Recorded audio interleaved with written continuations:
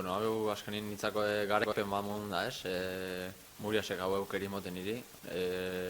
Aurten pentsatot temporada ona itxen nagoela, eta, bueno, aukera bat nitzako profesionalekin korritzi, kristen aukeri da, ez? Bueno, azkenin Euskaldun ontzat amets bat modun da, ez? Euskaltel desagertu zenetik, Euskaldun txirrindulari, Euskal txirrindulari azkenin joie modun izan, zegoen aukera askoik. Da, bueno, oine Euskadi Murias sortu zenetik, ni pentsot motivazio puntu bat badala. Profesionaretan postu bat borrokatzeko, eta proiektu zoragarri da.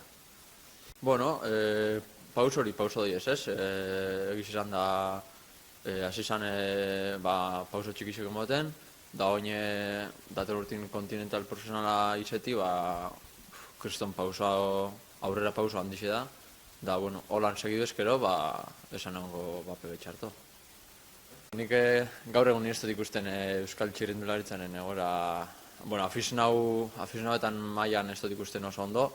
Gero egiz izan da, World Tourrin eta Continental Profesionaletan oso ondo dauela. Adiez, hoi Mikel Landak lortuen laugarren postu girun, Peio Bilbaoek emondaren pausu Continental Profesionaletatik astana, gero Mark Frailen papela girun, eta, bueno, profesional mailan ez dut ikusten pape betxarto. Baina afizional mailetan ikustu pixkat berakadi ondan modun Euskal txirrindularitzan.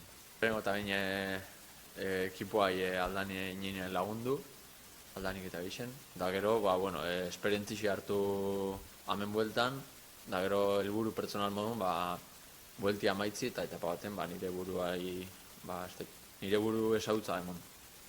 Oin arte enek isen ondo, ze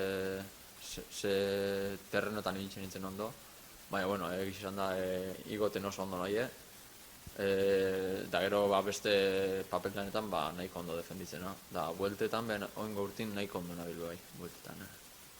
Egiz izan da, oin ziklinuk salen apoio bidau, da, gombidatuko neuke saliek, sosizio izeta bai, Euskadi Murias taldin, bultzada demoteko, honei proiektu nahi.